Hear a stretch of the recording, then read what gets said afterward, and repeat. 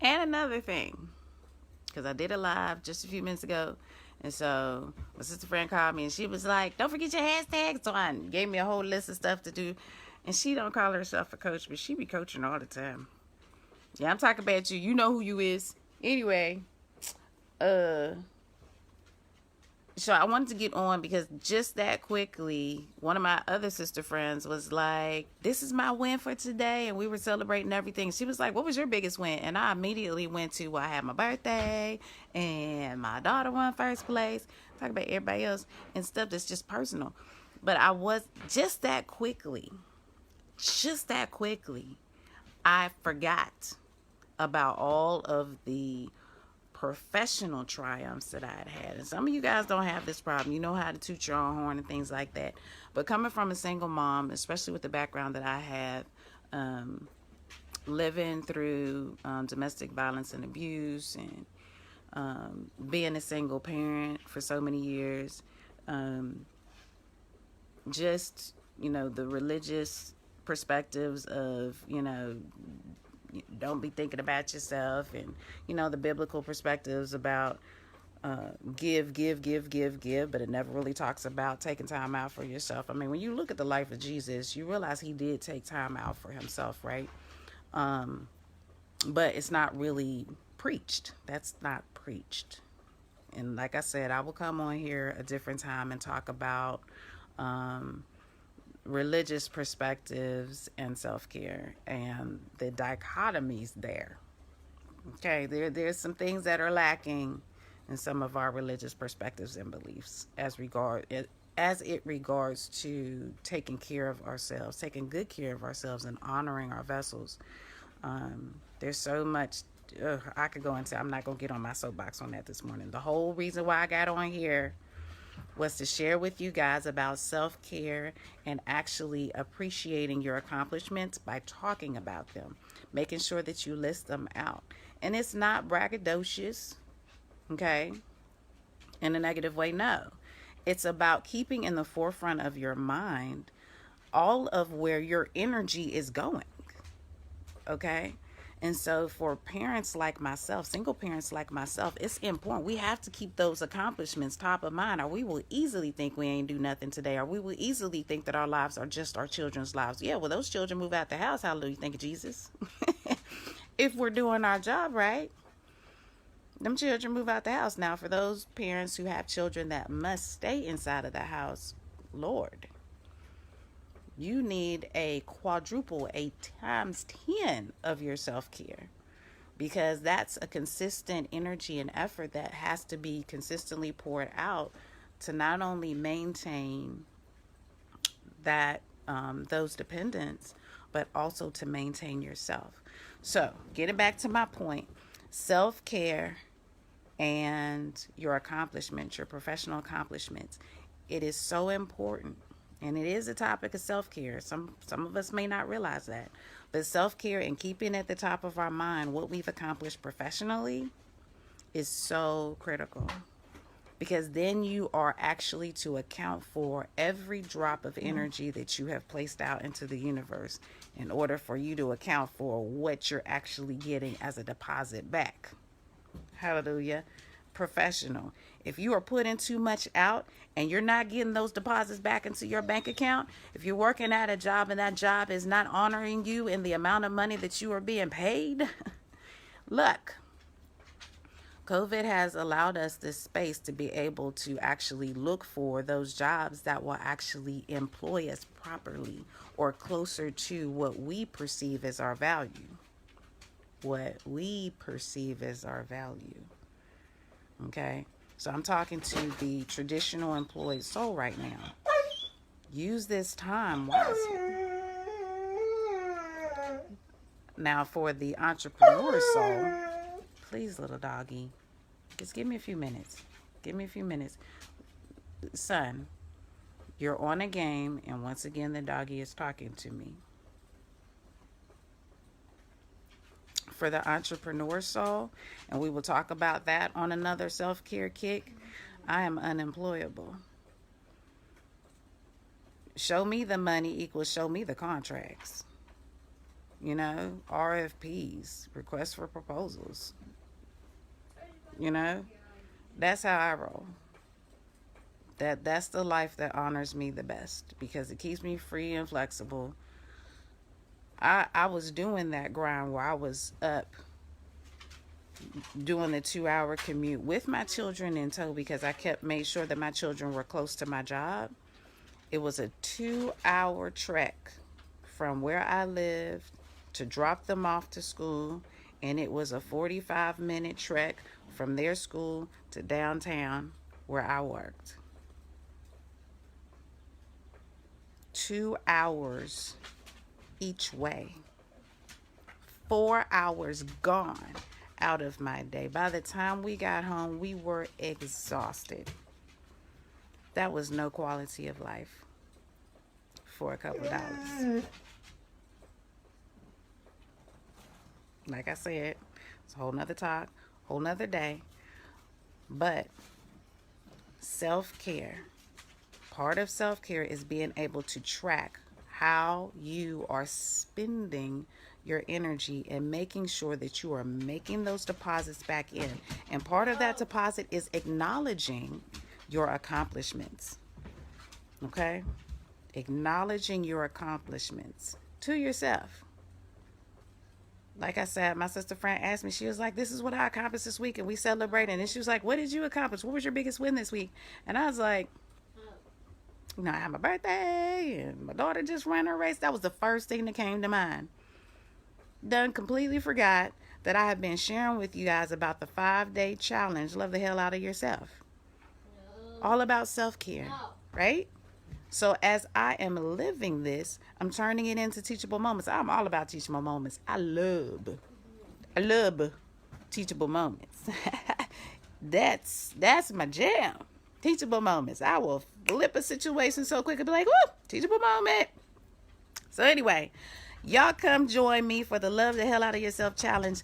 5 days full of self-care. We are going to be ingraining self-care into every aspect of our life, infusing our environment with tons and tons of self-care. So come join me. It starts May the 16th.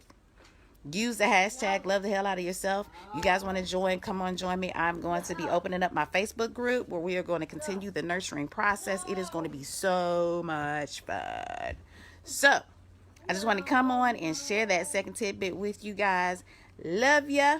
Remember, we only have one life to live. Make the most out of it. That's your choice. That's what I learned. I was sitting up here in misery. And then I was like, for what? Having the wrong people around me that were just draining my energy dry, making the wrong deposits into the wrong vessels, huh? I was like, wait a minute. If I can make a deposit into y'all, I can make a deposit into myself. Self-care, If I can live a depressed life of my own making, because, you know, if your mind isn't right, it will attract the wrong things to you. And so I finally got to the point where I was like, look, I could do bad all by myself. And I started kicking people out of my environment. Saying, I love you. We love Jesus. Over there. Over there. You know, I have to spend the time to get my life right because I realized it wasn't their fault. It was my fault.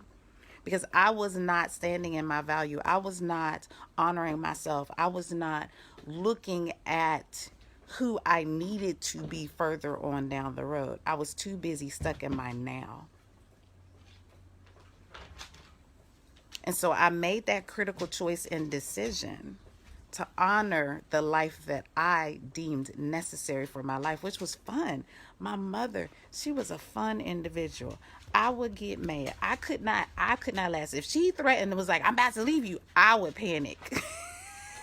I would straight up panic because it was like my mom's leaving and wherever she goes, she creates fun. I miss that woman so much. I miss her so much. I knew. Stop playing with him. Stop playing with him. Drop it. Get your shoe out of his mouth. Drop it.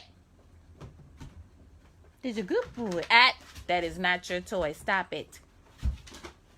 Stop playing with him like that. I told you about that. Don't put your hands on his head. stand still and say firm no. Stop it. I have to train you in order to train him.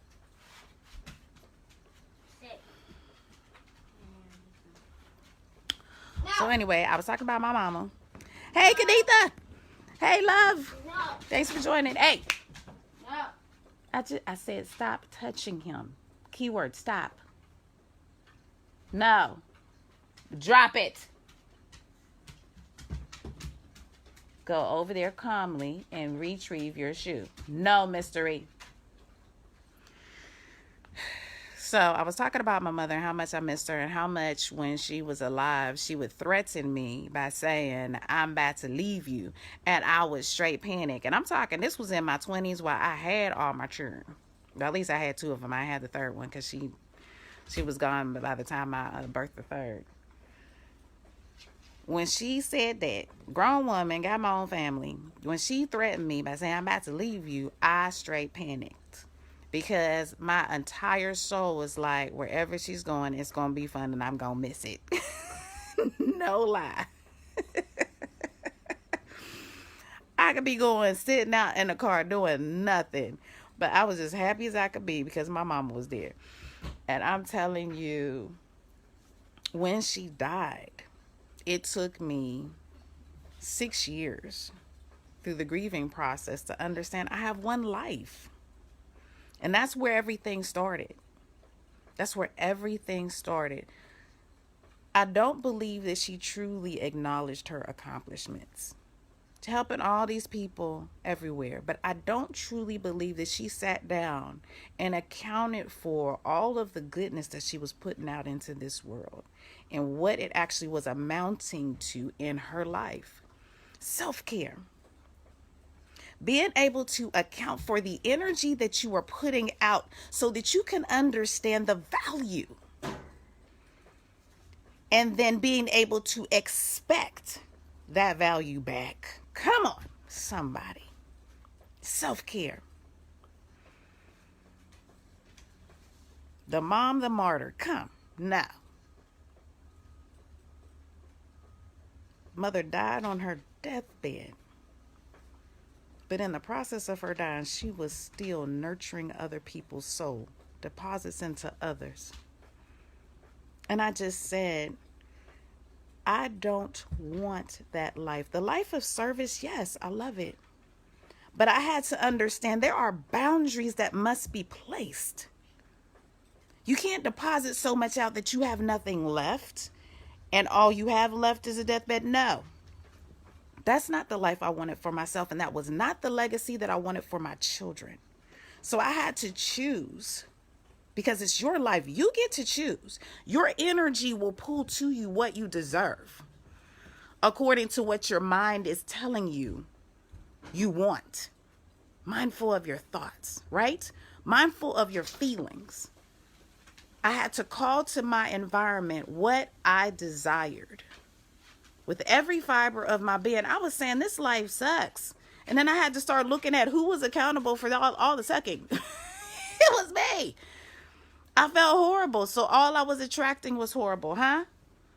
I felt sad, so all I was attracting was sadness. I felt mad, so all I was attracting was madness. I felt like I was unlovable, so all I was attracting was narcissists. We won't talk about that today. That'll be a talk for another day. Self-care. Huh?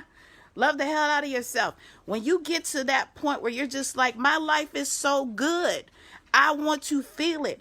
I want to experience it. I want to be it. That's when everything changes for you. Self-care. When you finally say enough is enough and I am worthy no matter what. Little doggy, I know you're not pulling my stuff now. What are you? Stop messing with his shoes. If it's not the dog, it's the boy. What is going on here? Kanitha, yes. Joy will win. You have to make that decision within yourself, regardless of what's going on in your environment. Look, when I snap my fingers, y'all will see this often. When I snap my fingers, I expect things to either stop or change. Most of the time, both at the same time.